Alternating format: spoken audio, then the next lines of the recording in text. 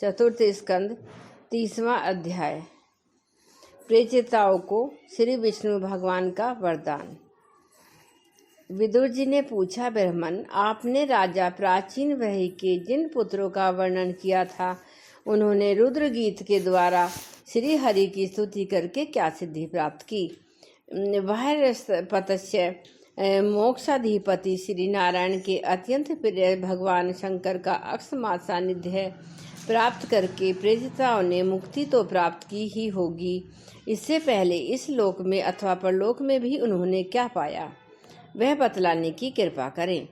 श्री मैत्रेय जी ने कहा, विदुर जी, पिता के आज्ञाकारी प्रेरिताओं ने समुद्र के अंदर खड़े होकर रुद्र गीत के जप रूपी यज्ञ और तपस्या के द्वारा समस्त शरीरों के उत्पादक भगवान श्री हरि को प्रसन्न कर लिया। तपस्या करते करते 10,000 वर्ष बीत जाने पर पुराण पुरुष श्री नारायण अपनी मनोहर कांति द्वारा उनके तपस्या जनित कलेश को शांत करते हुए सौम्य विग्रह से उनके सामने प्रकट हुए। गरुड़ जी के कंधे पर बैठे हुए श्री भगवान ऐसे जान पड़ते थे मानो सुमेरु के शिखर पर कोई श्याम घटा छाई हो। उनके श्री अंगों में मनोहर पीतांबर और कंठ में कौस्तुभ मणि सुशोभित थी। गरुड़ जी के कंधे पर बैठे हुए श्री भगवान ऐसे जान पड़ते थे मानो सुमेरु के शिखर पर कोई श्याम घटा छाई हो। उनके श्री अंग में मनोहर पीतांबर और कंठ में कौस्तुभ मणि सुशोभित थी। अपने दिव्य प्रभाव से वे सब दिशाओं का अंधकार दूर कर रहे थे। चमकीले स्वर्ण में आभूषणों से युक्त उनके कामनीय कपोल और मनोहर मुखमंडल की अपूर्व शोभा हो रही थी। उनके मस्तक पर झिलमिलाता हुआ मुकुट शोभायमान था। प्रभु की 8 भुजाओं में 8 आयुध थे। देवता मुनि और पार्षद गण सेवा में उपस्थित थे तथा गरुड़ जी किन्नरों की भांति साममय पंखों की ध्वनि से कीर्तिगान कर रहे थे। उनकी 8 लंबी लंबी स्थूल भुजाओं के बीच में लक्ष्मी जी से स्पर्धा करने वाली वनमाला विराजमान थी। आदि पुरुष श्री नारायण इस प्रकार पधार कर अपने शरणागत प्रचेताओं की ओर दया दृष्टि से निहारते हुए मेघ के समान गंभीर वाणी में बोले। श्री भगवान ने कहा, राजपुत्रों, तुम्हारा कल्याण हो। तुम सब में परस्पर बड़ा प्रेम है। स्नेहवश तुम एक ही धर्म का पालन कर रहे हो। तुम्हारे इस आदर्श सौहार्द से मैं बड़ा प्रसन्न हुआ हूँ। मुझसे वर मांगो। जो पुरुष सायंकाल के समय प्रतिदिन तुम्हारा स्मरण करेगा, उसका अपने भाइयों में अपने ही समान प्रेम होगा तथा समस्त जीवों के प्रति मित्रता का भाव हो जाएगा। जो लोग सायंकाल और प्रातःकाल एकाग्रचित्त से रुद्र गीत द्वारा मेरी स्तुति करेंगे, उनको मैं अभिष्ट वर और शुद्ध बुद्धि प्रदान करूंगा। तुम लोगों ने बड़ी प्रसन्नता से अपने पिता की आज्ञा शिरोधार्य की है। इससे तुम्हारी कमनीय कीर्ति समस्त लोकों में फैल जाएगी। तुम्हारे एक बड़ा ही विख्यात पुत्र होगा। वह गुणों में किसी भी प्रकार ब्रह्मा जी से कम नहीं होगा तथा अपनी संतान से तीनों लोकों को पूर्ण कर देगा। राजकुमारों, कंडू ऋषि के तपोनाश के लिए इंद्र की भेजी हुई प्रगलोचा अप्सरा से एक कमलनयनी कन्या उत्पन्न हुई थी। उसे छोड़कर वह स्वर्गलोक को चली गई। तब वृक्षों ने उस कन्या को लेकर पाला पोसा। जब वह भूख से व्याकुल होकर रोने लगी, तब वह ओस्तियों के राजा चंद्रमा ने दयावश उसके मुंह में अपनी अमृत वर्षिणी तर्जनी उंगली दे दी। तुम्हारे पिता आजकल मेरी सेवा में लगे हुए हैं। उन्होंने तुम्हें संतान उत्पन्न करने की आज्ञा दी है। अतः तुम शीघ्र ही उस देवोपम सुंदरी कन्या से विवाह कर लो। तुम सब एक ही धर्म में तत्पर हो और तुम्हारा स्वभाव भी एक सा ही है। इसलिए तुम्हारे ही समान धर्म और स्वभाव वाली वह सुंदरी कन्या तुम सभी की पत्नी होगी तथा तुम सभी में उसका समान अनुराग होगा। तुम लोग मेरी कृपा से 10 लाख दिव्य वर्षों तक पूर्ण बलवान रहकर अनेकों प्रकार के पार्थिव और दिव्य भोग भोगोगे। अंत में मेरी अविचल भक्ति से हृदय का समस्त वासना रूप मल दग्ध हो जाने पर तुम इस लोक तथा परलोक में नरक तुल्य भोगों से उपरत होकर मेरे परम धाम को जाओगे। जिन लोगों के कर्म भगवत तर्पण बुद्धि से होते हैं और जिनका सारा समय मेरी कथा वार्ताओं में ही बीतता है, वे गृहस्थ आश्रम में रहे तो भी घर उनके बंधन का कारण नहीं होते। वे नित्य प्रति मेरी लीलाएं सुनते रहते हैं। इसलिए ब्रह्मवादी वक्ताओं के द्वारा मैं ज्ञान स्वरूप पर ब्रह्म उनके हृदय में नित्य नया नया सा भासता रहता हूँ और मुझे प्राप्त कर लेने पर जीवों को न मोह हो सकता है और न शोक और न हर्ष ही। श्री मैत्रेय जी कहते हैं, भगवान के दर्शनों से प्रेषिताओं को का रजोगुण तमोगुण मल नष्ट हो चुका था। जब उनसे सकल पुरुषार्थों के आश्रय और सबके परम सुदृढ़ श्री हरि ने इस प्रकार कहा, तब वे हाथ जोड़कर गदगद वाणी से कहने लगे।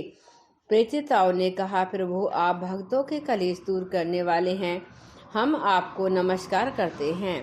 वेद आपके उदार गुण और नामों का निरूपण करते हैं।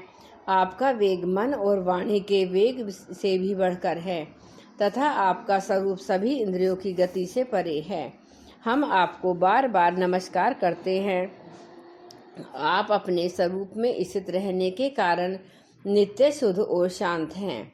मन रूप निमित्त के कारण हमें आप में यह मिथ्या दैत भास रहा है।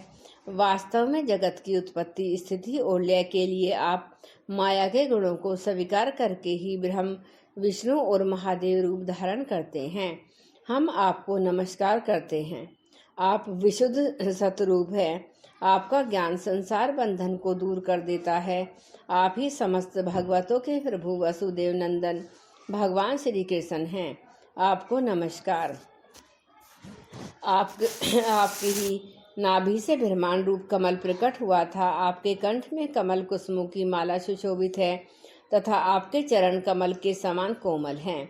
कमल नयन आपको नमस्कार है। आप कमल कुसुम की केसर के समान स्वच्छ पीताम्बर धारण किए हुए हैं। समस्त भूतों के आश्रय स्थान हैं तथा सबके साक्षी हैं। हम आपको नमस्कार करते हैं। भगवान आपका यह स्वरूप संपूर्ण कलेशों की निवृत्ति करने वाला है। हम अविद्या अस्मिता राग द्वेष आदि कलेशों से पीड़ितों के सामने आपने इसे प्रकट किया है। इससे बढ़कर हम पर और क्या कृपा होगी। अमंगलहारी प्रभु, दीनों पर दया करने वाले समर्थ पुरुषों को इतनी ही कृपा करनी चाहिए कि समय समय पर उन दीन जनों को ये हमारे हैं इस प्रकार स्मरण कर लिया करें। इसी से उनके आश्रितों का चित्त शांत हो जाता है। आप तो शूद्र से शूद्र प्राणियों के भी अंतःकरणों में अंतर्यामी रूप से विराजमान रहते हैं। फिर आपके उपासक हम लोग जो कामनाएं करते हैं, हमारी उन कामनाओं को आप क्यों न जान लेंगे। जगदीश्वर, आप मोक्ष का मार्ग दिखलाने वाले और स्वयं पुरुषार्थ स्वरूप हैं। आप हम पर प्रसन्न हैं। इससे बढ़कर हमें और क्या चाहिए। बस हमारा अभिष्ट वर तो आपकी प्रसन्नता ही है। तथापि नाथ, हम एक वर आपसे अवश्य मांगते हैं। प्रभु, आप प्रकृति आदि से परे हैं और आपकी विभूतियों का भी कोई अंत नहीं है, इसलिए आप अनंत कहे जाते हैं। यदि भ्रमर को अनायास ही कल्प वृक्ष मिल जाए तो क्या वह किसी दूसरे वृक्ष का सेवन करेगा। तब आपकी चरण शरण में आकर हम क्या क्या मांगे। हम आपसे केवल यही मांगते हैं कि जब तक आपकी माया से मोहित होकर हम अपने कर्मानुसार संसार में भ्रमते रहेंगे, तब तक जन्म जन्म में हमें आपके प्रेमी भक्तों का संग प्राप्त होता रहे। हम तो भगवतों के क्षण भर के संग के सामने स्वर्ग और मोक्ष को भी कुछ नहीं समझते। फिर मानवीय भोगों की तो बात ही क्या है। भक्तों के समाज में सदा सर्वदा भगवान की मधुर मधुर कथाएं होती रहती हैं, जिनके श्रवण मात्र से भोग तृष्णा शांत हो जाती है। वहाँ प्राणियों में किसी प्रकार का वैर विरोध या उद्वेग नहीं रहता। अच्छे अच्छे तथा प्रसंगों द्वारा निष्काम भाव से सन्यासियों के एकमात्र आश्रय साक्षात श्री नारायण देव का बार बार गुणगान होता है। आपके वे भक्तजन तीर्थों को पवित्र करने के उद्देश्य से पृथ्वी पर पैदल ही विचरते रहते हैं। भला उनका समागम संसार से भयभीत हुए पुरुषों को कैसे रुचिकर न होगा।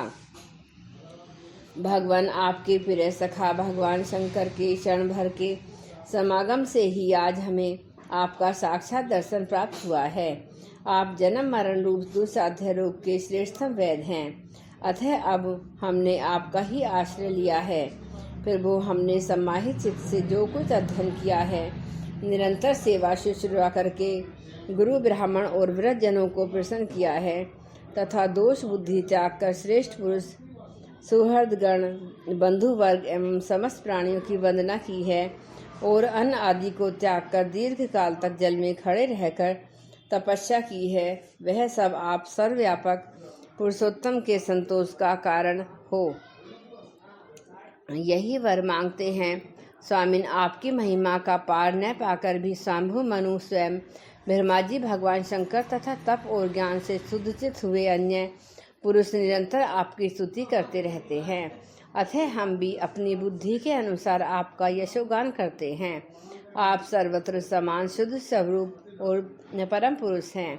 आप सतमूर्ति भगवान वासुदेव को हम नमस्कार करते हैं। श्री मैत्रेय जी कहते हैं, विदुर जी प्रेषिताओं के इस प्रकार स्तुति करने पर शरणागत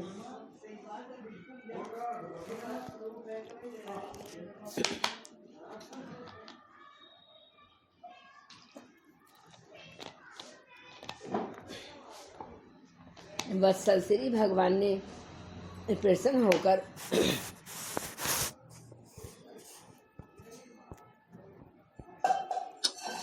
शरणागत वत्सल श्री भगवान ने प्रसन्न होकर कहा, तथास्तु। अप्रतिहत प्रभाव श्री हरि की मधुर मूर्ति के दर्शनों से अभी प्रेषिताओं के नेत्र तृप्त नहीं हुए थे, इसलिए वे उन्हें जाने देना नहीं चाहते थे।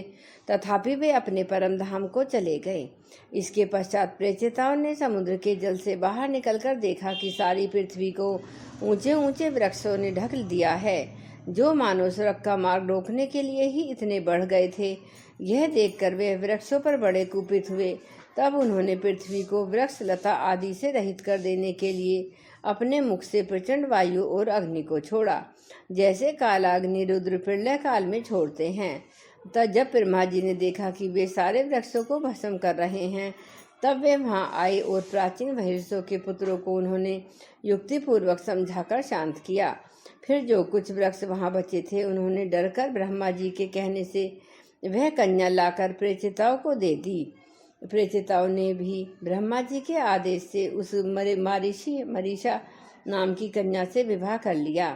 इसी के गर्भ से ब्रह्मा जी के पुत्र दक्ष ने श्री महादेव जी की अवज्ञा के कारण अपना पूर्ण शरीर त्याग कर जन्म लिया। इन्हीं दक्ष ने चाक्षुष मनवंतर आने पर, जब कालक्रम से पूर्व संग नष्ट हो गया, भगवान की प्रेरणा से इच्छानुसार नवीन प्रजा उत्पन्न की।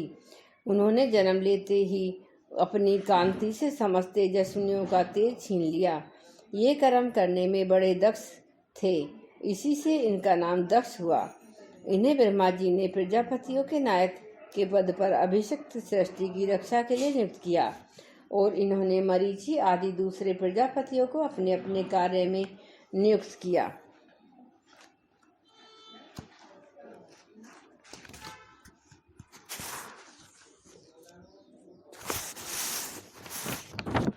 जय गुरुदेव, जय गायत्री।